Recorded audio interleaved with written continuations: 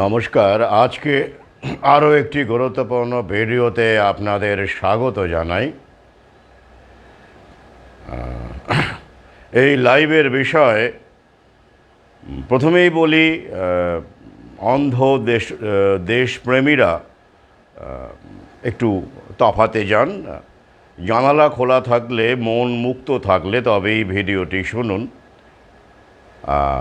আমার দৃঢ় বিশ্বাস আমার পাঠক সহযোদ্ধাদের মধ্যে এই সংখ্যাটাই বেশি।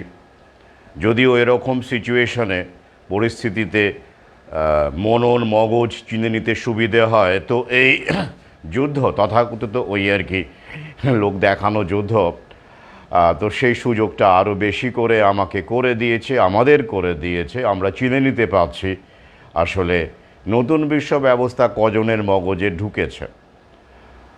এই ভিডিওর বিষয় সিঁদুরে ইঁদুর। হ্যাঁ, আরও একবার বলছি, সিঁদুরে ইঁদুর। কি একটু কষ্ট হলো না? দেশপ্রেমের একটু আঘাত লাগলো না? কিন্তু যদি একটু ধৈর্য ধরে শোনেন তবেই বুঝতে পারবেন কেন এই ক্যাপশনটি বেছেছি। অপারেশন সিঁদুরকে কেন্দ্র করে এবং এর নেপথ্যে আরও যে কী রকমের একটি বড় ব্যবসা আছে। মূল আমাদের দেশের ক্ষেত্রে রাজনীতি, গদি দখল ধরে রাখা, ইলেকশনে জেতা, বাজার, নতুন বিশ্ব ব্যবস্থার বাজার মনোযোগকে ঘুরিয়ে দেওয়া, ডাইভার্ট করা, যুব সমাজকে তথা মানুষকে নিয়োগ নেই, খাদ্য নেই, বাসস্থানের অবস্থা, খাদ্য বস্ত্র বাসস্থানের অবস্থা বুঝতেই পারছেন। ভাতা নির্ভর জীবন হতে চলেছে, অনেকেরই ইতিমধ্যেই হয়ে গেছে। নিয়োগ নেই, বিয়োগের পালা চলছে, পর্ব চলছে। তো সেখান থেকে ডাইভার্ট করে দেশপ্রেমের খেলা এবং পাশাপাশি মিডিয়া প্রমোট করা এবং একই সাথে বিজেপি রাজনৈতিক দলটিকে আরও একবার সুযোগ করে দেওয়া যে আমাদের নতুন বিশ্ব ব্যবস্থার লক্ষ্যে দুর্দান্ত কাজ করে চলেছে। এটা আমি আগেই বলেছি, এখানে সেই বিষয়গুলো আলোচনা করব না। এখানে আরও একটি আন্তর্জাতিক খেলা আলোচনা করব, যা এই যুদ্ধের মাধ্যমে ব্যবসায়ীরা কি ব্যবসায়ী, অস্ত্র ব্যবসায়ীরা, তারা বেশ দেখে শুনে নিচ্ছেন, বুঝে নিচ্ছেন, ক্রেতা বিক্রেতা হিসেব কষে নিচ্ছেন। এই তথাকথিত এই লোক দেখানো, যেটা আমি বারবার বলি, পূর্ব পরিকল্পিত সংঘর্ষ, যে ক্ষেত্রে পাকিস্তান ভারত দুজনই রয়েছে এবং আন্তর্জাতিক অবশ্যই শক্তি রয়েছে। তো প্রথমে জানান, আমি দীপায়নকে দেখতে পাচ্ছি যে শোনা যাচ্ছে কিনা। আমার মনে হয় শোনা যাচ্ছে, নইলে এতক্ষণে কেউ না কেউ মন্তব্য করে জানাতেন যে শোনা যাচ্ছে না বা কিছু জানাতেন। তো আজকের এই লাইভে, এই সিঁদুরে ইঁদুর এই লাইভে, প্রথমে আমাদের দেশে এই সিঁদুরের মধ্যে কে ইঁদুর ঢুকে পড়ছে সেটা একটু আলোচনা করে নেই। তারপরে আন্তর্জাতিক প্রেক্ষাপটে সিঁদুরের মধ্যে কোন ইঁদুর ঢুকে পড়েছে এবং আরও ঢুকতে থাকবে সেই বিষয়টিতে আসব। দামোদর দাস জানিয়েছেন যে শোনা যাচ্ছে, বেশ। তো এই অপারেশন সিঁদুর এই নামটি, এই মাননীয় প্রধানমন্ত্রীর দেওয়া এই ক্যাচি নামটি সনাতন সংস্কৃতির গন্ধ, সিঁদুরের সুবাস, পতিব্রতা নারীর সংসার, এই সব মিলে আর কি। তো বাস্তবে আমরা তো জানি এই মুহূর্তে আমরা কি দেখতে পাচ্ছি আর কি। তো যাই হোক, সিঁদুরের বাস্তব অবস্থান কি, কোন জায়গায় দাঁড়িয়ে আছে, আমাদের মানসিকতা চিন্তায় আমরা কোথায় আছি সে বিষয়ে এখন আমরা যাচ্ছি না। আমি এই যে সিঁদুরে ইঁদুর এই প্রথম পর্বে,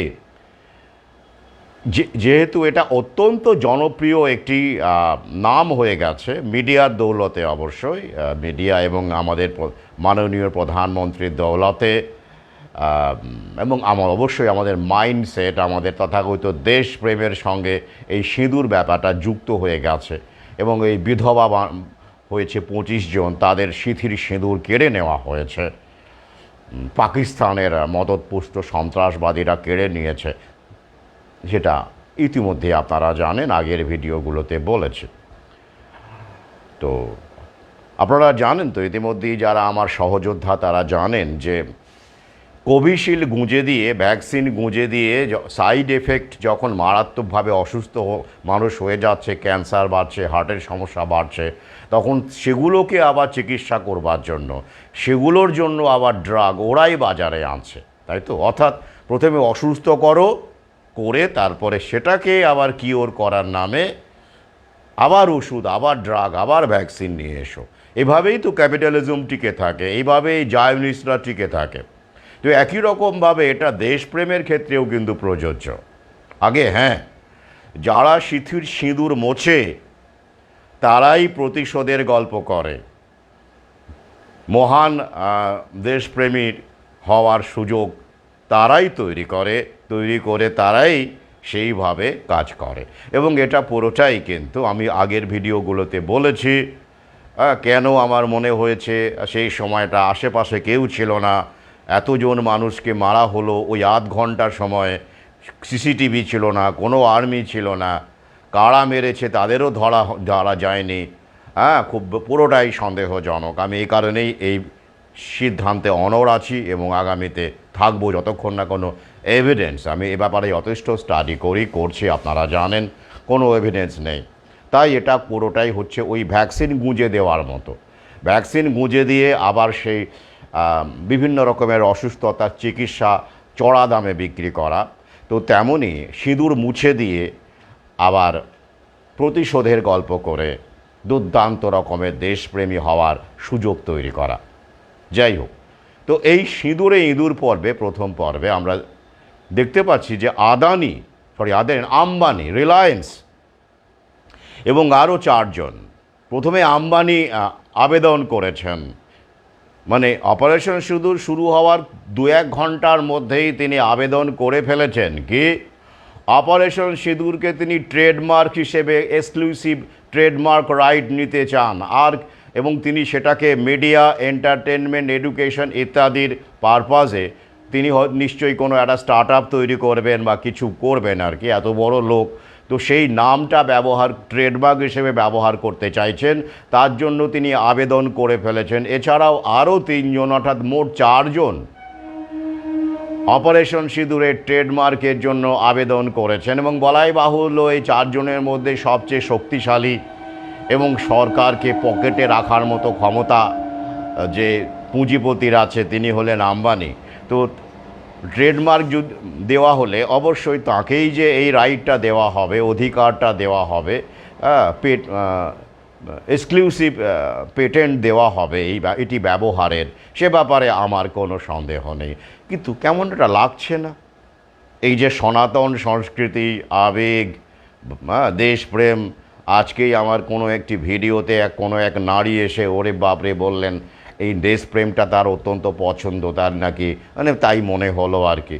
আমি বড্ড নেতিবাচক কথা বলি, তো তাদের এসব বলবো। এই চ্যানেলে, অভাগার চ্যানেলে, মানে দেশপ্রেমহীন, দেশদ্রোহী চ্যানেলে থাকবেন না। তা অনেক বহু দেশপ্রেমের ভিডিও, একেবারে মার কাট ভিডিও ছেয়ে গেছে ফেসবুকে, ইউটিউবে, সেগুলো দেখুন।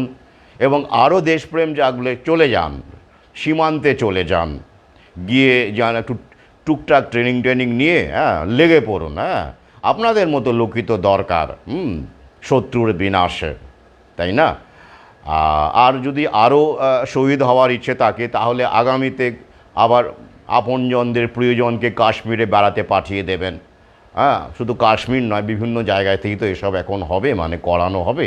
তো অসুবিধে কী আছে? আপনার যদি প্রিয়জন এরকম সন্ত্রাসবাদীদের হাতে মারা যায় এবং তারপরে তো সে তো শহীদ হয়ে গেল না, এবং তারপরে আপনি তাদের যখন প্রতিশোধ নেবে আবার আপনার প্রিয় সরকার, প্রিয় রাজনৈতিক দল, তখন তাদের আপনি বলবেন, ছবি দেবেন, এই যে আমার স্বামীর বা আমার প্রিয়জনের মৃত্যুর প্রতিশোধ নিল, আমি খুবই কৃতজ্ঞ, আমি খুবই আহ্লাদিত, এই রকম একটা পোস্ট দিয়ে দেবেন, কোনো সমস্যা নেই।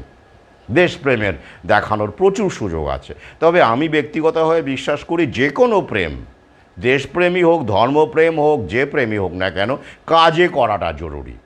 ওই ফেসবুকে কয়েক কেবি খরচা করে এসে দেশপ্রেমী সাজা, ধর্মপ্রেমী সাজা, মাঠে নেমে দেশপ্রেমী হন। আমি বারবার বলি, ফেসবুকে দু এক কেবি খরচা করে দেশপ্রেমী, বড় জোর আপনি মাসে কয়েক এমবি বা কয়েক জিবি খরচা করলেন, তো দেশপ্রেমী হলেন আর কি। তো ওরকমে আমি দেশপ্রেমী হতে বলছি না, কাজে দেশপ্রেমী হন।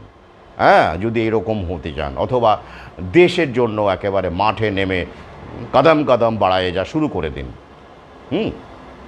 আর আমি মানুষের কথা মনে করি। আমি দেশ আধুনিক যত রাষ্ট্র ওরা তৈরি করেছে, ওরা বানিয়েছে, পুরোটাই জায়নিক শক্তির খেলা। আমি বহু লেখায় ভিডিওতে বলেছি। তাই আমি মানুষের কথা বলি, আরও ভালো করে বলতে গেলে সাধারণ মানুষের কথা বলি, যারা আমার পাঠক, আমার সহযোদ্ধা, তারা সবাই সাধারণ মানুষ। আমিও একজন সাধারণ মানুষ, আম আদমি। তো আমি যেহেতু আম আদমি, তাই আম আদমির ওপরে কী কী বিপদ নেমে আসবে আগামীতে এবং ইতিমধ্যে এসেছে, সেগুলোই তো আমি সামনে রাখবো, তাই নয় কি? তো যাই হোক, তাহলে এবার দেখুন, এই যে দেশপ্রেম আবেগকে ট্রেডমার্কে পরিণত করার চিন্তাভাবনা, মানসিকতা কাদের থাকে? বানিয়াদের থাকে। কারণ যুদ্ধটা বানিয়ারাই করাচ্ছে এবং বানিয়ারাই করছে। যুদ্ধে তাদেরই লাভ, সাধারণ মানুষের লাভ নেই, তাদের সর্বনাশ। তাই এই বানিয়া মানসিকতার ফসল হিসেবেই সিঁদুরে ইঁদুর, তাই তো, সিঁদুরে ইঁদুর, এই ইঁদুরগুলো ঢুকে পড়েছে আর কি। তো ইঁদুর বাস্তবে প্রাণী হিসেবে মানুষের চাইতে অনেক কম ক্ষতিকারক আমি মনে করি। বড় জোর কিছু বই খাতা কাটে আর কি, আর জামা কাপড় কাটে, আর এরা তো আপনার জীবন জীবিকা কেটে তছনছ করে দিচ্ছে। এই ভয়ানক ইঁদুর আর কি আপনার স্বাস্থ্য কেটে আপনার ইমিউন সিস্টেম ফর্দফাই করে দিচ্ছে। তো সেই ভয়ানক ইঁদুর ঢুকে পড়েছে। তাহলে এবার বুঝুন যে আপনি সাধারণ মানুষ যেটাকে আবেগ হিসেবে দেখছে, দেশপ্রেম হিসেবে দেখছে, প্রতিশোধ হিসেবে দেখছে, সেটাই এখন ট্রেডমার্ক হওয়ার লড়াইয়ে রয়েছে। মানুষের আবেগ, দেশপ্রেম এগুলো আসলে কিছু নয়, সেটা বারবার করে আমি বলেছি।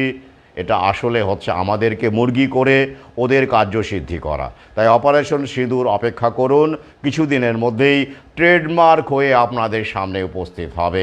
কোনো স্টার্ট আপ কোম্পানি বা কোনো বিশেষ কোনো প্রোডাক্ট আপনাদের সামনে এসে হাজির হবে। এটা গেল আমাদের দেশের খবর। আমি লিঙ্ক দিয়ে দেবো, দেখে নেবেন। এবারে আসছি, মার্জনা করবেন, আন্তর্জাতিক ইঁদুর যেগুলো ঢুকে পড়েছে। এবং আন্তর্জাতিক ইঁদুরগুলো এরা তো প্ল্যান করেই এটা করেছে। ভারত পাকিস্তানের তথাকথিত যুদ্ধ হচ্ছে, যুদ্ধ খেলা হচ্ছে, আর চীন হাসছে। চীন দারুণ রকম হাসছে, মজা পাচ্ছে। কেন বলুন দেখি?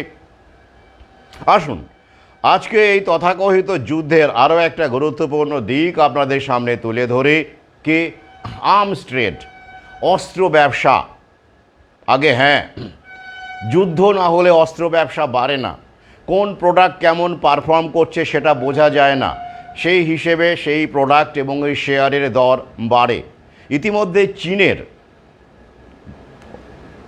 শেয়ারের মানে এই ডিফেন্স শেয়ার, মানে ওই এয়ারক্রাফট, চেংডু এয়ারক্রাফট যে কোম্পানি, যেটা চীনের ফাইটার জেটগুলো বানায়, তার শেয়ার চরচর করে বাড়ছে শেয়ারের দর। কেন? প্রশ্ন করবেন না? ভারতের রাফাইল বিমানকে, ভারতের নয়, ওটা ফ্রান্সের, ভারত কিনেছে। পাকিস্তানেরও কোনো বিমান নেই, ভারতেরও কোনো বিমান নেই, সব কেনা মাল মিলে ভারতে ওই লিখে দেওয়া, স্ট্যাম্প মেরে দেয় আর কি, লোগোটা লাগিয়ে দেয়, ইন্ডিয়ান এয়ারফোর্সের লোগোটা লাগিয়ে দিলেও হয়ে গেল। এটাই বাস্তব। আপনাদের দেশপ্রেমীদের যেমনই লাগুক, দিস ইজ রিয়ালিটি। আমার সামনে আসুন, মুখোমুখি কথা বলুন, নাহলে খোঁজ খবর করুন নিজে। এটা ভারতের নয়, ওটা ফ্রান্সের। তো তাকে মিসাইল ছুঁড়ে নিক্ষেপ করে, এয়ার টু এয়ার মিসাইল নিক্ষেপ করে নামিয়েছে। আমেরিকাও স্বয়ং জানিয়েছে, রয়টারও স্বয়ং জানিয়েছে, অন্তত দুটি রাফাইল বিমান। একটা রাফাইল বিমানের দাম কত কোটি টাকা, আমাদের জনগণের ট্যাক্সের টাকা, একটু দেখে নেবেন। সবই কি আমি বলবো? কত টাকা দিয়ে, জনগণের টাকা দিয়ে এই প্লেনগুলো কেনা হয়েছে, আর সেগুলো এখন ওরা ওই যুদ্ধ খেলাতে চলে ভোগে যাচ্ছে। কে প্রশ্ন করবে? আমরা দেশপ্রেমী এখন। যাই হোক, সেই পাকিস্তান বলেছে অন্তত 5টি বিমানকে তারা নামিয়েছে, ডাউন করেছে। 3টি রাফাইল, MiG-29 এবং সুখোই, একটি সুখোই 30, সব মিলিয়ে 5টি নামিয়েছে এয়ার টু এয়ার মিসাইল ব্যবহার করে। তো সেই কোন প্লেন সেটা? খবরে প্রকাশ জানা যাচ্ছে ভারতের এই রাফাইল যে বিমান এবং MiG-29 বিমান, যেটা পাকিস্তানের সীমান্তে ছুটে গিয়েছিল, পিওকেতে ঢুকে পড়েছিল বা পাকিস্তানে ঢুকে পড়েছিল, সেইখানে তারা কমব্যাট করবার জন্য তারা J-10C বলে চীনের তৈরি ফাইটার বিমান, আধুনিক বিমান ব্যবহার করেছে। আর সেই বিমানের কেরামতিতে এখানে বৈমানিকদেরও তো কেরামতি কিছু থাকে, কিন্তু টেকনোলজি সেরকম বেশি হয়ে গেলে তো বৈমানিকরা কী বা করবে, পাইলটরাই বা কী করবে বলুন। যাই হোক, তো কিছুটা থাকে আর কি, সেটা দক্ষতার ওপর নির্ভর করে, কিন্তু টেকনোলজি ম্যাটার্স। আর সেই J-10 দিয়েই ঘায়েল করা হয়েছে ভারতের রাফাইলকে। এটা একেবারে তথ্য রয়টারও জানিয়েছে, বিভিন্ন ইন্ডিপেন্ডেন্ট মিডিয়া এটাকে কভার করেছে। আপনারা দেখে থাকবেন বা আমি দেখবেন, এই লাইভের শেষে লিঙ্ক দিয়ে দেব। আর এই কারণে চীন দারুণ রকম নাচানাচি করছে, কারণ ফ্রান্সের যে রাফাইল, ফ্রান্সের দাসল্ট কোম্পানি এই রাফাইল তৈরি করে, ফাইটার জেট তৈরি করে, তাদেরকে কুপকাত করে দিল যে চীনের ফাইটার J-10C। তো চীন আনন্দ করবেই, তাই চীনের এই চেংডু এয়ারক্রাফট, চীনের যে কোম্পানি এটি বানায় আর কি, যে সিরিজের যে ফাইটারগুলো বানাচ্ছে, তারা কমব্যাট এয়ারক্রাফট যেটা বানায়, তাদের শেয়ার চটচট করে উঠছে। এবং বিশ্বের বাজারে চীনের এখন প্লেনের দাম বেড়ে যাচ্ছে।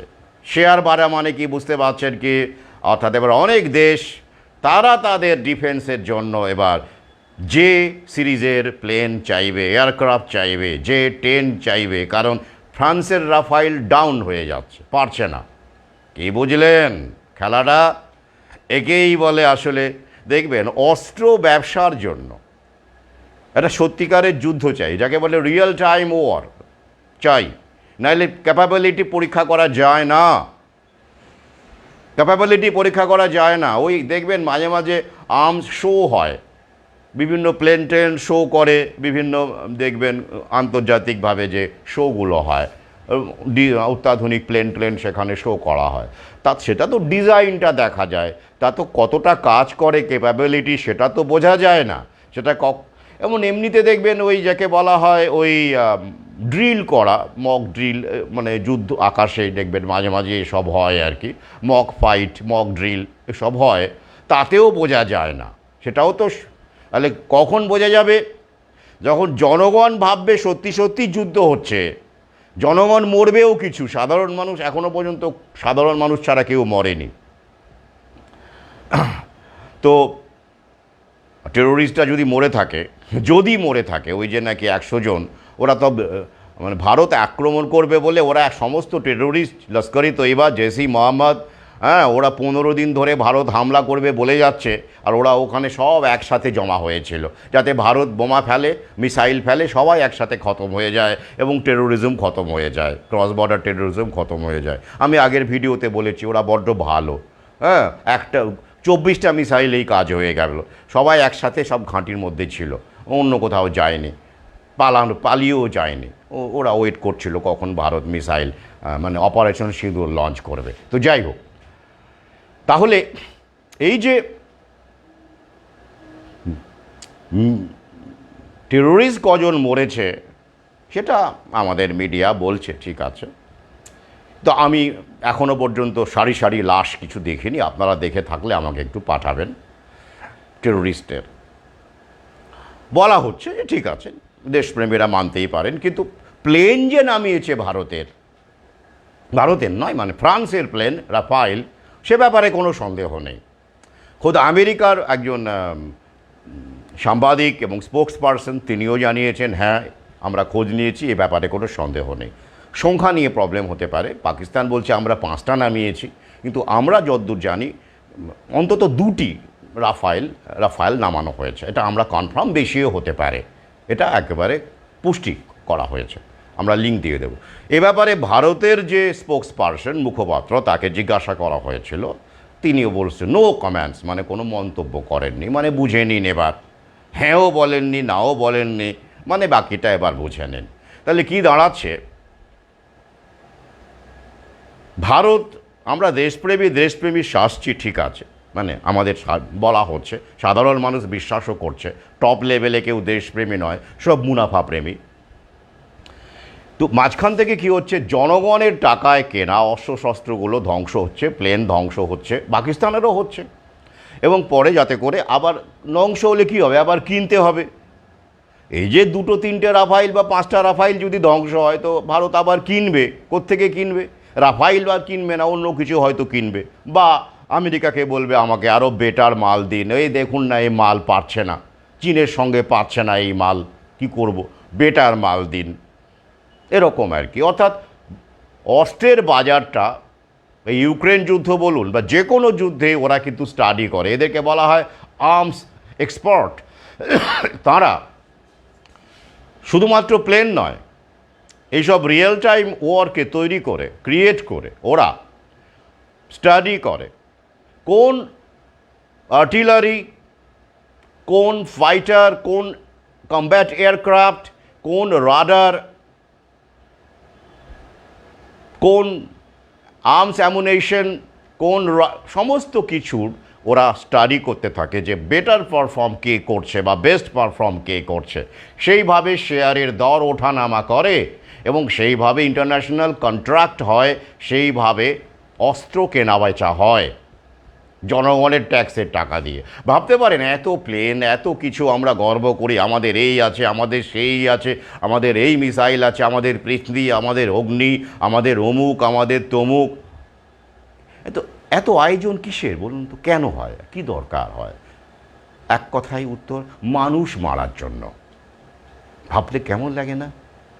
সভ্যতার আমরা টপে পৌঁছে গেছি বলে দাবি করে, all the time we claim that we are reaching the top of civilization, the zenith of civilization. আর আমাদের এত আয়োজন, $1 ট্রিলিয়ন আয়োজন, কী জন্য? মানুষ মারার জন্য। কীরকম মানুষ? সাধারণ মানুষ, রামশ্যাম যদুমধু। আমি বারবার বলেছি, এখনও পর্যন্ত কোনো যুদ্ধে কোনো বিলিয়নিয়ার মরেনি। বিল গেটস, আদানি ছেড়ে দিন, পরবর্তী র্যাঙ্কের বিলিয়নিয়ারও কোনো যুদ্ধে এখনও পর্যন্ত মরেনি, মরেছে সাধারণ মানুষ। দেখে নেন তথ্য, সন্দেহ থাকলে আমার সঙ্গে কথা বলুন। সেকেন্ড ওয়ার্ল্ড ওয়ারেও নয়, তারা সেফ জোনে থাকে, সেফ প্যাসেজ দেওয়া হয় তাদেরকে, এবং যাদেরকে ব্যবহার করে যুদ্ধ করা হয়, হিটলার বলুন আর এদিকে লাদেন বলুন, তারা কখনোই মরে না, তাদেরকে সিম্পলি গায়েব করে দেওয়া হয়, বা একটা মিথ্যের নাটক তৈরি করে বলা হয় যে তারা মারা গেছে। হিটলারের ক্ষেত্রেও সত্যি, লাদেনের ক্ষেত্রেও সত্য। একদম একদম। এবার দেখুন, এবার একটু আমরা অস্ত্রশস্ত্র নিয়ে একটু আলোচনা করব, এবং এই যে তৃতীয় বিশ্বের দেশগুলোকে, প্রথম বিশ্ব যারা অস্ত্র বানায়, তারা কি মাল দেয়, কী জন্য দেয়, আর আমরা লাফালাফি করি। তো বেশ, আমরা এই মুহূর্তে ভারতের 622টি এয়ারক্রাফট, কমব্যাট এয়ারক্রাফট আছে, মোটামুটিভাবে বলা হচ্ছে। কমব্যাট এয়ারক্রাফট মানে যারা ফাইট করে, ট্রান্সপোর্ট নয় অবশ্যই। আর পাকিস্তানের আছে 387টি, এইরকম, অর্থাৎ ধরুন অর্ধেক। কিন্তু এখানে আমি সংখ্যায় যাচ্ছি না, নাম্বার স্ট্যাটিস্টিক্সেও যাচ্ছি না, কিছু চেঞ্জিং রিয়ালিটিতে আসছে, যেটা ভারতের পক্ষে অত্যন্ত দুশ্চিন্তার এবং জনগণের পক্ষে, কারণ জনগণের ট্যাক্সের টাকাই তো যাচ্ছে, আগামীতেও আরও যাবে। আমরা দেখতে পাচ্ছি যে এই যুদ্ধে যেটা প্রত্যাশিত ছিল অনেকের কাছে, আগের যত আমরা দেখেছি যুদ্ধ, পাকিস্তান বা যাই হোক, পাকিস্তান যখন ভারতের সঙ্গেও লড়েছে, একসময় তো একাধিক যুদ্ধ হয়েছে, পাকিস্তান সবসময় আমেরিকার দেওয়া অস্ত্রই ব্যবহার করেছে, আমেরিকার দেওয়া অস্ত্রই ব্যবহার করেছে। কিন্তু এক্ষেত্রে আমরা দেখতে পাচ্ছি পাকিস্তান এই প্রথম চীনের তৈরি অস্ত্র, মানে ফাইটার J-10C ব্যবহার করল। সেংডু এয়ারক্রাফট কর্পোরেশন, চীনের একটি বিলিয়ন বিলিয়ন ডলার খরচা করে প্লেনগুলো বানানো হচ্ছে। চীন তো আপনারা বলেছি জায়নিক শক্তির আরেকটা বড় বিনিয়োগ ক্ষেত্র, আরেকটা মুখ এই মুহূর্তে, তারা এটা করছে, বানাচ্ছে। তো আমরা দেখতে পাচ্ছি যে প্রত্যাশিতভাবে যেটা অনেকে ভেবেছিলেন যে আমেরিকার দেওয়া F-16 প্লেনই ব্যবহার করবে পাকিস্তান ভারতের বিরুদ্ধে। লকহিড মার্টিনের তৈরি F-16 মানে ফাইটার 16, যে প্লেনগুলো 1983 সাল থেকে পাকিস্তানকে দেওয়া হয়েছে। পাকিস্তানের ফ্লিটের একটা বড় অংশই এই F-16, অন্তত 75টা তো রয়েছে, 75 থেকে 80টা F-16 রয়েছে, কিন্তু J-10C রয়েছে মাত্র কটা? 20টা। 1922 সালের মার্চ মাসে চীন পাকিস্তানকে এই অস্ত্রগুলো দেয়, এই ফাইটার জেট দেয়। শুধু ফাইটার জেট নয়, মিসাইল, সাবমেরিন থেকে শুরু করে আরও অনেক কিছু পাকিস্তানকে চীন ইতিমধ্যেই দিয়েছে, অত্যাধুনিক অস্ত্রশস্ত্র, এবং আগামীতে আরও দেবে এমন কন্ট্রাক্টও হয়ে গেছে। সাম্প্রতিক তথ্য বলছে আগে পাকিস্তানের অস্ত্র কেনার সিংহভাগই হতো আমেরিকা থেকে। জানেন যে চীন আমেরিকার লবি, মার্কিন লবিতেই চীন পাকিস্তান ছিল, এবং আমরা জানি যে ওই আফগানিস্তানের বিরুদ্ধে যখন যুদ্ধ হচ্ছিল আর কি, মানে ওই লাদেনকে কেন্দ্র করে ইত্যাদি ইত্যাদি, 9/11 অ্যাটাক ফ্যাটাক, তখন পাকিস্তানেও আমেরিকান মার্কিনি ঘাঁটি ছিল, আপনারা জানেন। তো সেই সময়ে পাকিস্তানকে নন নেটো অ্যালায়েন্স হিসেবে সম্মান দেওয়া হয়েছিল।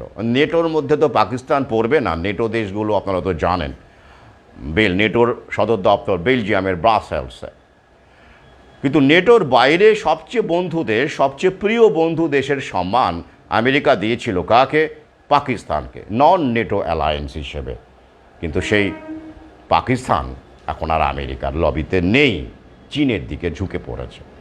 ভারত এখন আবার আমেরিকার লবিতে। খেলাটা কি বুঝুন, খেলাটা একই লোক খেলে, জায়নিস্টরাই খেলে, একটু লবিটা এদিক ওদিক করে চেঞ্জ করে দেয়, আর মানুষ ভাবে দেশ এগোচ্ছে, দেশ এগোচ্ছে, দেশ এগোচ্ছে। এই তো এবার আমরা আমেরিকার দিকে চলে গেলাম, কি ভালো, আমেরিকা একটা উন্নত দেশ, আমরা আমেরিকা, ডোনাল্ড ট্রাম্প আমাদের পক্ষে আছে, মোদির বন্ধু ডোনাল্ড ট্রাম্প, এই বিভিন্ন ইকুয়েশনগুলো কাজ করে। তো আসল লক্ষ্য হলো বাজার দখল করা, স্বাদ বদলে বাজার দখল করা। যাই হোক, এবার একটু আমরা দেখে নিই যে ভারতের যে এয়ারক্রাফট রয়েছে, কম্ব্যাট এয়ারক্রাফটের কথা বল, সেগুলো মূলত কি? MiG-29, যেগুলো অত্যন্ত পুরনো, পার্টস পাওয়া যায় না, খুব খারাপ অবস্থা।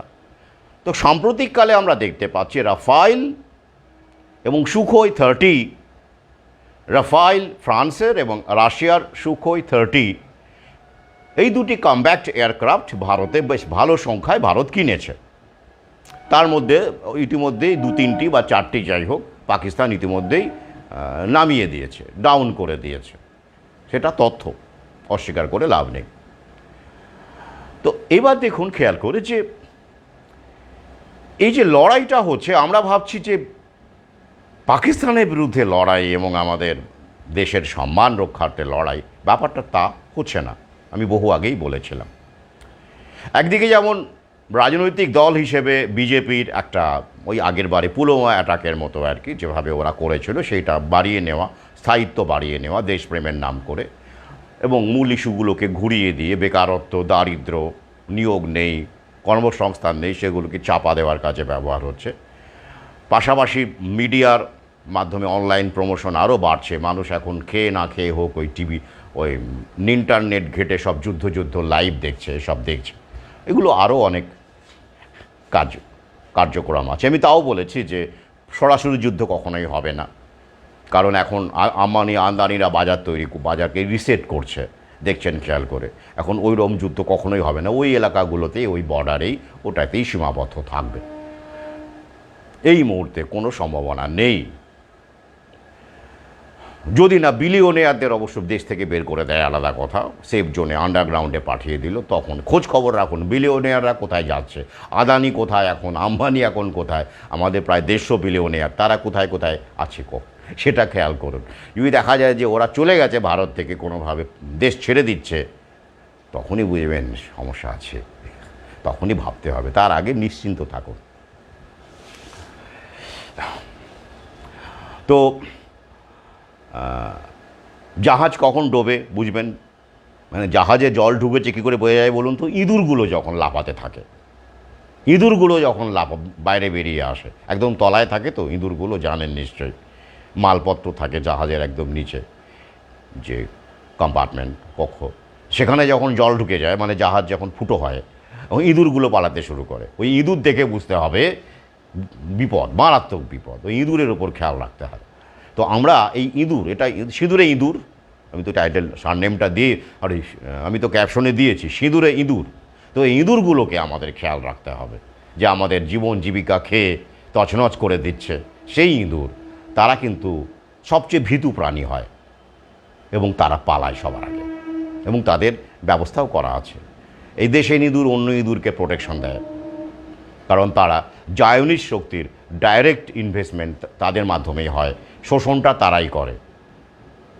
যাই হোক, তাহলে এই যে প্লেন, এখানে একটা খেলা আছে জানেন তো। খেলাটা এটাই যে ওরা ভারতকে বা পাকিস্তানকে বা অন্য তৃতীয় বিশ্বের দেশগুলোকে বা অন্য দেশকে যখন অস্ত্র বিক্রি করে বা ফাইটার বিক্রি করে, তখন কখনোই সেরাটা দেয় না, কমাটা দেয়, ভালোটা দেয় না, সেরাটা হাতে রাখে। কেন? বাপ রে, গুরুকেই যদি মেরে দেয়। এটাই হলো ট্যাকটিক্স। কীরকম আসুন আগে দেখে নিই এই মুহূর্তে পৃথিবীতে কারা, যেহেতু এটা ফাইটার প্লেন নিয়ে হচ্ছে, তাই আমি ফাইটার প্লেনের কথাই বলবো এই ভিডিওতে। পরে অন্য ভিডিওগুলোতে অন্যান্য অস্ত্রশস্ত্রের বিষয়গুলো আসতে পারে। আমরা দেখতে পাচ্ছি এই মুহূর্তে বিশ্বে ফাইটার প্লেন কারা বানাচ্ছে, এবং এই যুদ্ধের উপর নির্ভর করে তাদের বাজার কেমন আগামীতে হবে তার একটা বিশ্লেষণ। বিশ্বে সেরা ফাইটার প্লেনের বাজারে যারা দখল করে আছে, তাদের অবশ্যই প্রথমেই America, United States of America fighter plane বানায়। লকহিড মার্টিন তাদের মূল কোম্পানি, অবশ্যই প্রাইভেট কোম্পানি। তারা এই F সিরিজের প্লেনগুলো, যেমন ধরুন তাদেরই F-16 প্লেন যেমন পাকিস্তানের কাছে বেশ কিছু আছে, তাই তো, এরা বানায়। আচ্ছা, আর কে বানাচ্ছে plane? Combat aircraft, fighter aircraft France বানায়। ফ্রান্সের কোম্পানিটির নাম দাসল্ট, তারা বানায়, তাদেরই তৈরি রাফায়েল ভারতের কাছে আছে কিছু। আর কে আছে? চীন বানায়, অবশ্যই চীন এখন ইমার্জিং প্লেয়ার, এবং আমেরিকাকেও ছাড়িয়ে যাবে এরকম একটা, ওই যে জায়নিস শক্তি ওখানে ঘাঁটি গেড়েছে। তারা যে সিরিজের প্লেন চেংডু এয়ারক্রাফট কর্পোরেশনের মাধ্যমে বানাচ্ছে, তার বেশ কিছু প্লেন, 20টা প্লেন এখন পাকিস্তানের কাছে, তারা অলরেডি তারা এই সার্ভিসে রয়ে গেছে, তারা সার্ভিসে ইনকর্পোরেট করা হয়ে গেছে 20টি J-10C। আর কারা বানায়? ইউরোপের কয়েকটি দেশ কনসোর্টিয়াম তৈরি করে, যেমন জার্মানি আছে, ব্রিটেন আছে, স্পেন আছে, ইটালি আছে। এরা মিলে ফাইটার প্লেন একযোগে ফাইটার প্লেন বানায়, যার নাম যেমন এই মুহূর্তে আমরা বলবো euro fighter. Euro fighter typhoon বলে একটা ফাইটার প্লেন আছে, তো সেটা এই ইউরোপিয়ান কনসোর্টিয়ামের তারা এটাকে বানিয়েছে, ওই জন্য ওর নাম ইউরো ফাইটার, ইউরোপ থেকে বলে ইউরো ফাইটার। এছাড়া আর কোনো দেশ এই লিডিং অ্যাডভান্স টেকনোলজির ফাইটার প্লেন বানাচ্ছে না, বা বানানোর ক্যাপাসিটি তাদের নেই, টেকনোলজি তাদের নেই, প্রশ্নই আসলে টেকনোলজি তাদেরকে দেওয়াও হবে না। তো এই যে প্লেনগুলো, মানে এই যে দেশগুলো যারা প্লেন বানায়, তো সেই প্লেন বিক্রির সময় তারা কি নজরে রাখে? তারা নজরে রাখে অত্যাধুনিক টেকনোলজির প্লেন তারা কখনো দেবে না, কোনো দেশকে বিক্রি করবে না, তারা নিজেদের দখলে রাখবে, অথবা একান্ত নির্ভরযোগ্য যদি কোনো বন্ধু হয় তাকে দেবে। ধরে রাখুন 99.99 ক্ষেত্রে এরা বিক্রি করেই না, সেটা এক্সক্লুসিভলি নিজের দখলে রাখে। কীরকম? ধরুন এই মুহূর্তে ফাইটার প্লেন বা কমব্যাট প্লেনের জগতে সবচেয়ে সেরা, যেটা 5th জেনারেশন ফাইটার বলা হয়, সেটার কী বৈশিষ্ট্য? অন্যতম বৈশিষ্ট্য স্টিলথ টেকনোলজি। স্টিলথ টেকনোলজিটা কি? যে টেকনোলজি বা টেকনিক্সের মাধ্যমে একটি ফাইটার প্লেনকে যতটা সম্ভব ইনভিজিবল রাখা যায়, মানে তাকে দেখা যাবে না। দেখা মানে আপনি খালি চোখে তো দেখার গল্প বাদ দিন, সেটা আমি বলছি না। র্যাডার, সোনার বা ইনফ্রারেড টেকনোলজি বা প্রযুক্তির মাধ্যমেও তাদেরকে সহজে ট্র্যাক করা যাবে না। অর্থাৎ 100% না হলেও অলমোস্ট 99% তারা ইনভিজিবল থাকে। অর্থাৎ আপনার র্যাডার বা সোনার বা ইনফ্রারেড প্রযুক্তি যদি সেরকম মানের না হয়, তাহলে 100%ই ইনভিজিবল থাকবে। ভয়ঙ্কর না? অত্যন্ত ভয়ঙ্কর। একটি প্লেন, ফাইটার প্লেন আসছে আপনার দেশে, ঢুকে পড়েছে বোমা ফেলবে বলে, ক্ষতি করবে বলে, ধ্বংস করবে বলে, কমব্যাট এয়ারক্রাফট ঢুকে পড়েছে, অথচ আপনার দেশের রাডার তাকে দেখতেই পাচ্ছে না, ট্র্যাকই করতে পারছে না, তাহলে বিপদ না? হ্যাঁ, মারাত্মক বিপদ।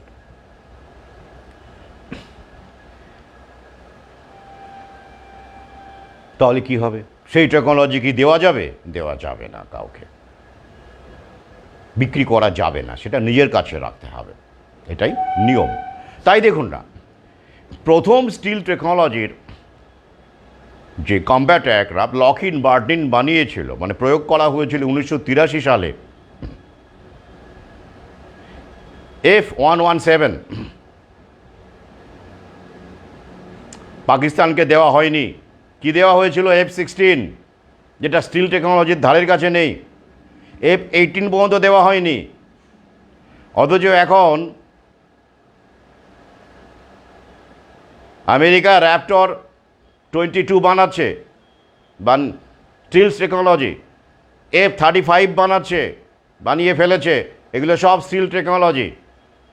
কোনো দেশকে ওরা বিক্রি করেছে র্যাপটর? না। কোনো দেশকে, আমাদের তৃতীয় বিশ্বের দেশগুলোকে ওরা বিক্রি করছে F-35? না, কারণ ওগুলো স্টিল টেকনোলজি,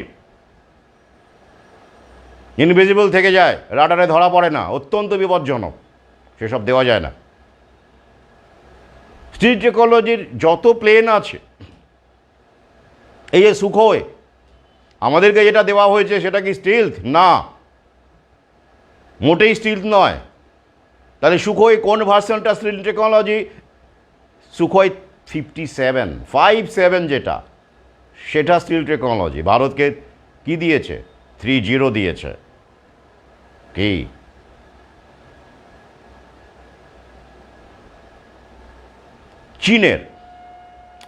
চীনের যে J-10C যেটা পাকিস্তানের কাছে আছে, সেটা স্টিল ফাইটার নয়।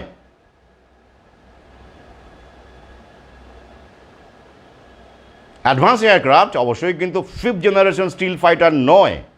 কথাটা স্টিলথ কিন্তু আমি বারবার করে উচ্চারণটা, বানানটা একটু, যারা আগ্রহী, আমার অনেক সহযোদ্ধা ইংরেজি বুঝতে চান, শিখতে চান আরও ভালো করে, তাদের উদ্দেশ্যে বলি স্টিলথ, STEALTH, স্টিলথ। কথাটা স্টিল থেকে এসছে, চুরি করা, অর্থাৎ চুরি করে ঢুকতে পারে, দেখা যাবে না, গোপনে ঢুকতে পারে, গোপন থাকে বলে সেটা স্টিলথ ফাইটার। স্টিলথ টেকনোলজি। চীন J-20 তৈরি করছে, J-35 তৈরি করছে, তৈরি হয়ে গেছে অলরেডি। এগুলো স্টিলথ ফাইটার। তাহলে আমরা যেটা দেখতে পাচ্ছি যে স্টিল ফাইটার এখন এই মুহূর্তে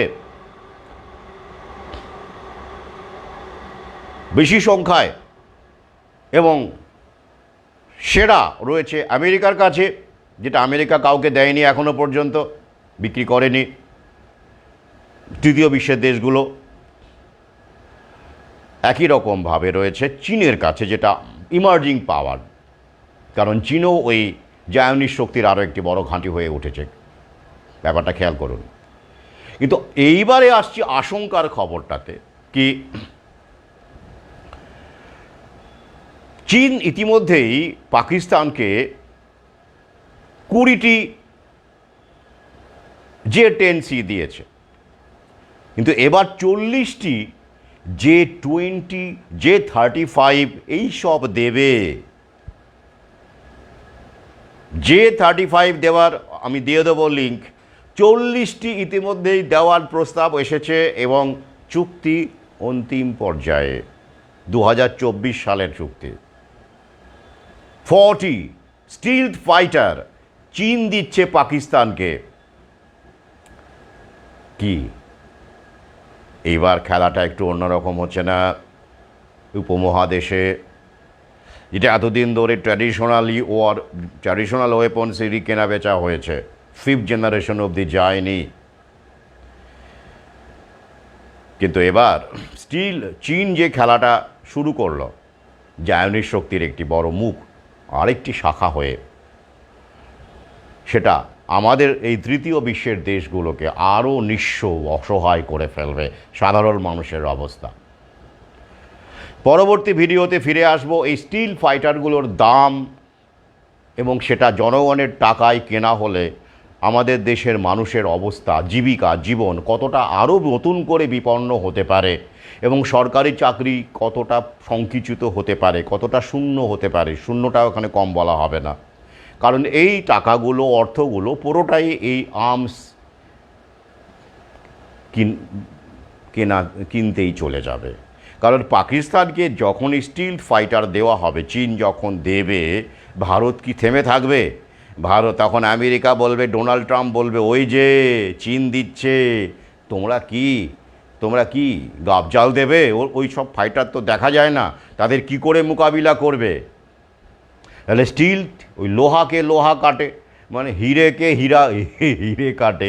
তাই ওই সব ফাইটারের মোকাবিলা এবং দেশের সম্মানকে অক্ষুণ্ণ রাখবার জন্য mister Modi, it's high time you should consider our offer. Donald Trump ক্ষমতায় আসার সঙ্গে সঙ্গেই বলেছিলেন কয়েক বিলিয়ন, প্রায় 40 না 50 বিলিয়ন ডলারের আর্মস ডিলের কথা উনি ইতিমধ্যেই কিন্তু জানিয়ে দিয়েছেন ভারতকে। এইবার এই যুদ্ধকে সামনে রেখে শিখণ্ডী করে এই দুটা ঘটানো হলো, এবং এই চীন যে আবার পাকিস্তানকে স্টিলথ ফাইটার দিচ্ছে, এই খবরকে সামনে রেখে, এবং চীনের শেয়ার বাজার বাড়ছে অস্ত্রশস্ত্রের। এবার আমেরিকা কি চুপ করে থাকবে? ভারতও কি তাদের দালাল হয়ে, মোদি কি বলবে না আমি কিনবো না, স্টিল ফাইটার কিনবো না, আমার জনগণের স্বাস্থ্য আগে, জনগণের জীবিকা আগে, জনগণের স্বাস্থ্য তো আগেই, সেটা ভ্যাকসিন গোঁজার জন্য, সেটাও তো প্রাইভেট কোম্পানি থেকেই কিনবে। কোনো সরকার ভ্যাকসিন বানায় না, কোনো সরকার এখন অস্ত্রও বানায় না, সবই প্রাইভেটের হাতে। কি খেলাটা বুঝতে পারছেন? জনগণের অর্থের টাকা, ট্যাক্স দিয়ে আপনি সামান্য যখন একটা মানে কি বলবো, একটা সূচও কেনেন, তখনও কিন্তু আপনাকে ট্যাক্স দিতে হয়। অনেকে মনে করে আমি ইনকাম ট্যাক্স দিই, ওরা দেয় না, তারা মূর্খের স্বর্গে বাস করেন।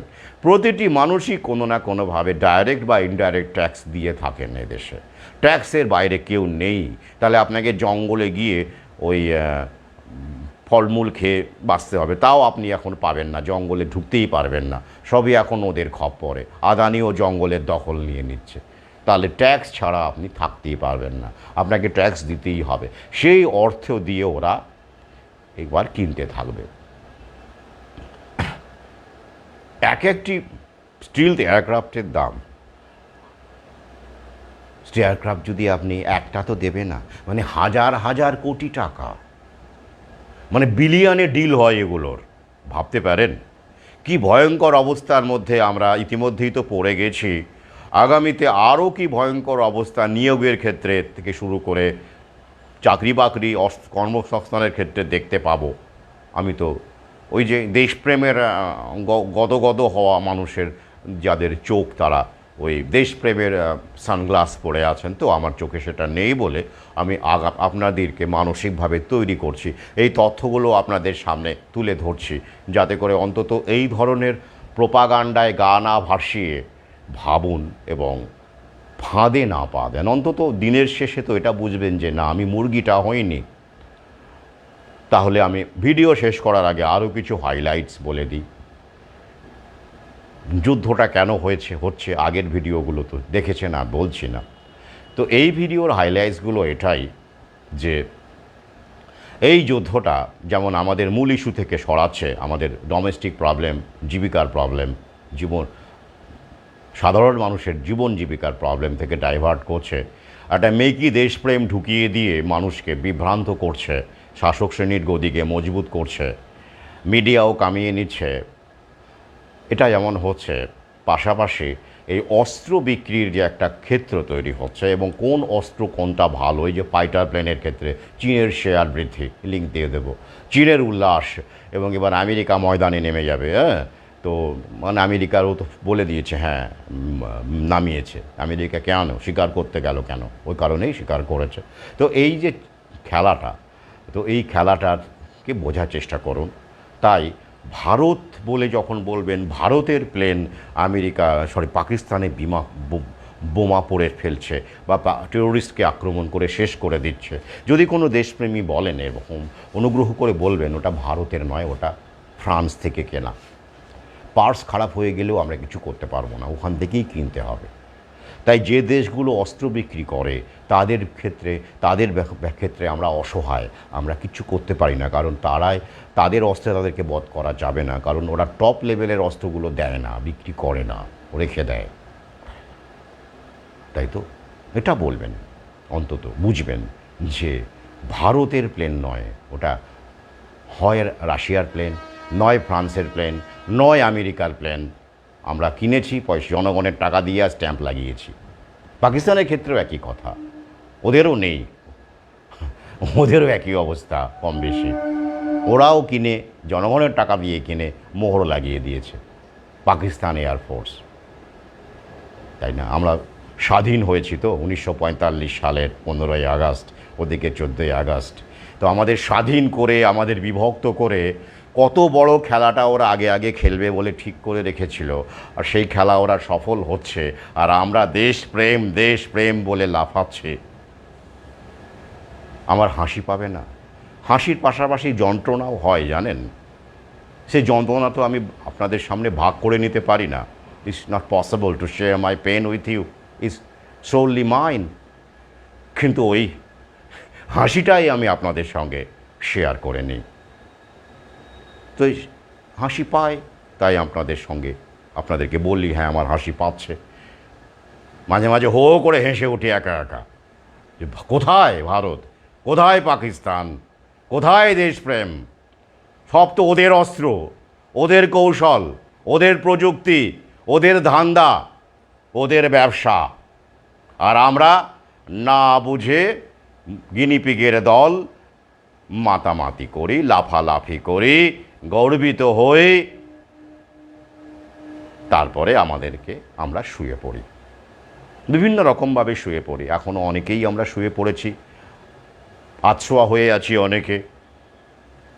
আগামীতে যেসব নীতি নিয়ম আসবে জীবিকার ক্ষেত্রে, জীবনের ক্ষেত্রে, স্বাস্থ্যের ক্ষেত্রে, সেগুলোতে আবার অনেকে ফুল শুয়ে পড়বেন। তাই চোখ কান খোলা রাখুন, ধান্দাটা বুঝুন,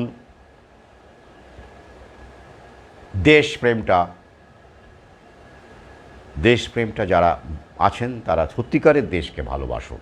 দেশ মানে সীমানা নয়, দেশ মানে নিছক রাফায়েল নয়, সুখয় নয়, দেশ মানে MiG-29ও নয়, দেশ মানে J-10ও নয়, J-35ও নয়, F-16ও নয়। দেশ মানে মাটি, দেশ মানে মানুষ। তার উপরে কোনো দেশ হয় না, বাকি সবই ধান্দাবাজির জন্য বর্ডার তৈরি করা হয়েছে। সমগ্র পৃথিবীটাই তো আমাদের দেশ, সেভাবেই তো আমরা জন্মেছিলাম, তাই তো? একজন শিশু যখন জন্মায়, একটি শিশু, সে কি দেশ বোঝে, সীমানা বোঝে? সে তো প্রকৃতির কোলে জন্মায়। তাকে আমরা দেশ বোঝাই, সীমানা বোঝাই, ভারত পাকিস্তান বোঝাই, হিংসা বোঝাই, ঘৃণা বোঝাই, প্রকৃতিকে ভুলিয়ে দিই। সে ব্রেন ওয়াশের শিকার হয়ে দেশপ্রেমের নাম করে, দেশপ্রেমের খপ্পরে পড়ে, হর হর মোদি, ঘর ঘর মোদির খপ্পরে পড়ে, বিজ্ঞানের ব্রেন ওয়াশের খপ্পরে পড়ে 2-3 ডোজ নিয়ে নেয়। ছোটোবেলা থেকেই শুরু হয় ডোজ নেওয়া। কেউ কেউ বেঁচে থাকেন, যারা অসুস্থ হয়ে বেঁচে থাকেন, ধোকেন ফার্মা কোম্পানির শিকার হয়ে মাসকাবারি ওষুধ খেয়ে খেয়ে। আর বাকিরা তো চলেই যান, কম বয়সে যাচ্ছেন। আজ এই পর্যন্তই। আমি আবার বলছি, আগামী 8 তারিখে আমি বহরমপুর যাচ্ছি। সেই দিনটা ওই ধরুন 11টা-12টা নাগাদ ঢুকবো। সেই দিন মোটামুটি রাত্রির 9টা, 8টা 9টা পর্যন্ত আমি দেখা করব আপনাদের সাথে। যারা আসবেন জানিয়েছেন, অনুগ্রহ করে তার মধ্যে আসবেন, কারণ তার পরের দিন কিন্তু আমি হোটেল সানশাইনে আর থাকবো না, সেখান থেকে বেরিয়ে যাব। আর একটা কথা বলবো, অনুরোধ করব শেষ অংশে, যারা আমার বইপত্র সংগ্রহ করতে চাইছেন বা কোথায় পাবেন, তারা আমাকে মেসেজ করুন। যারা কোনো ঘরোয়া সভা বা কোনো সভার আয়োজন করতে চাইছেন, তারা আমাকে মেসেজ করুন। যাদের উপর জোর করে ভ্যাকসিন চাপানোর কথা বলা হচ্ছে, স্বাস্থ্যকর্মীরা চাপ দিচ্ছে, সামলাতে পারছেন না, তারা আমাকে মেসেজ করুন। আমি ছুটে যাব দরকার হলে, করুন। বা যারা আমার সহযোদ্ধা, পরিচিত সহযোদ্ধা আমার সঙ্গে দেখা করতে চাইছেন, তারা আমাকে মেসেজ করুন। তাদের জন্য তো কোনো রকম সমস্যাই নেই, তারা সবসময় ওয়েলকাম, কারণ তারা আমার সঙ্গে আছেন, লড়াই করছেন, তারা সবসময় ওয়েলকাম। কিন্তু যারা নতুন মেসেজ করছেন, আমার সঙ্গে যাদের পরিচয় নেই, ইউটিউব দেখে সাবস্ক্রাইবটা করেছেন, যাই হোক ইউটিউব দেখছেন যারা, বা নতুন ফেসবুকে এসেছেন, তারা প্রশংসা নিন্দা কোনো কিছু করার জন্যই মেসেজ করেন, হোয়াটসঅ্যাপ করবেন না অনুগ্রহ করে। প্রশংসা নিন্দা যাই করুন, ওই কর্নিশ সেলাম, আপনি অমুকের করছেন, মানুষের জন্য এত কাজ করছেন, আপনার তুলনা হয় না, আপনি এ যুগের অমুক, আপনি ও যুগের অমুক, এগুলো বলবেন না, এগুলো বলবেন না। আপনি বরং কিছু কাজ করুন, কাজের কাজ করুন। আর যদি একান্তই বলতে ইচ্ছে করে, কমেন্টে গিয়ে বলুন। নিন্দাও তাই, নিন্দাও যদি করতে চান, কমেন্টে গিয়ে করুন। এই ধরনের হোয়াটসঅ্যাপে এই ধরনের স্তুতি প্রশংসা, হোয়াটসঅ্যাপের মেসেজ মানে জ্যাম হয়ে যায় হোয়াটসঅ্যাপ, আমার কোনো দরকার নেই তো। তাই এই কারণগুলোতে মেসেজ করুন। আমি এরকম প্রশংসা অনেক শুনেছি, জানেন তো, নিন্দাও শুনেছি। অভ্যস্ত। হাঁসের পিঠ জানেন তো, জল জমে না, ও পুছলে পড়ে যায়, কচু পাতা। আমি কচু পাতা, কচুও বলতে পারেন, আমি কচু এখন। তো যদি সত্যি সত্যি আপনি আমার মনে হয় যে, আপনাদের মনে হয় যে আমার এই চ্যানেলটা ভিউয়ের জন্য নয়, ভিউ নিয়ে কোনো ম্যাটার করে না আমার, সাবস্ক্রাইবার কথা করুন না করুন আপনার ব্যক্তিগত ব্যাপার, আমি কখনো বলি না। চ্যানেলে একবার শুনেছেন, সাবস্ক্রাইব বাটন টিপে দিন।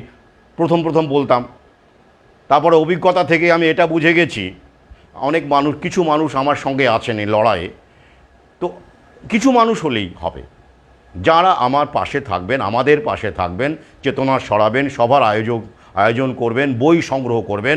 এগুলোই সত্যিকারের কাজ, আমি বারবার করে বলি, কারণ এটা পাথেও আমার কাজে লাগে। তাই অনাবশ্যক এইভাবে মেসেজ করে আমাকে আমার এবং আপনার অমূল্য সময় নষ্ট করবেন না। আজ দু একটি ঘটনা বলে শেষ করছি। ব্যক্তিগত তিক্ততা আমার এত খারাপ লাগে মাঝে মধ্যে।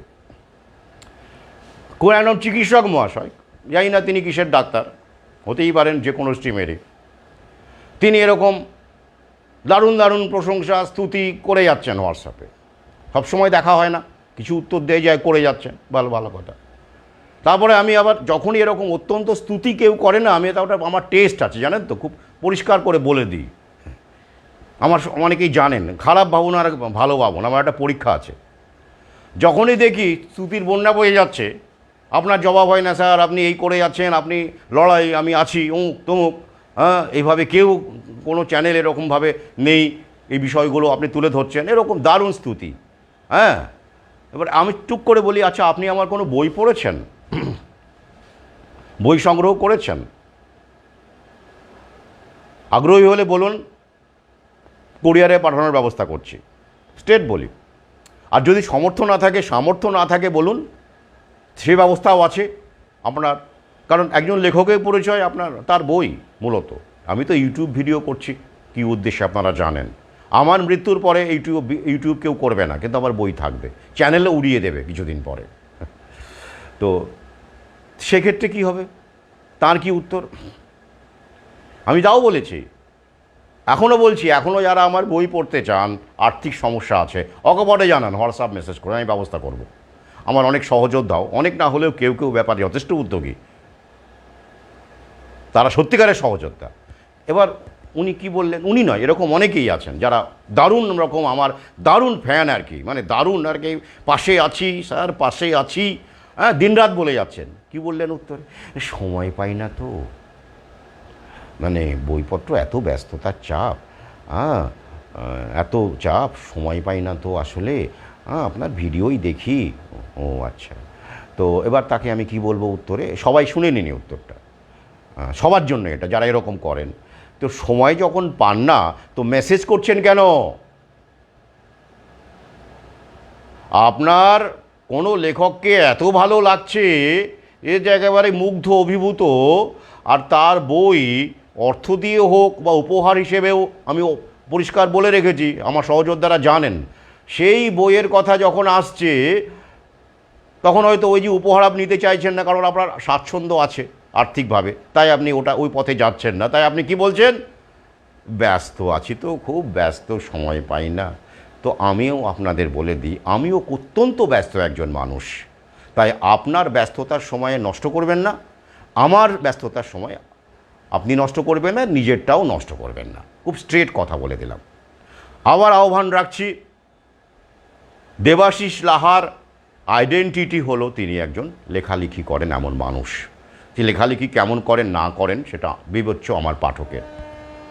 তো যদি এই অধমের বই কেউ সংগ্রহে রাখতে চান, আগামী প্রজন্মের জন্য হোক, নিজের জন্যে হোক, উপহার হিসেবে হোক, অর্থ দিয়ে হোক,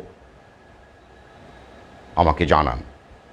ভাবনা ছড়াক, শুধু ইউটিউবের মাধ্যমে নয়, বইয়ের মাধ্যমেও ভাবনা ছড়াক। ভালো থাকুন, সঙ্গে থাকুন। আজ এই পর্যন্তই।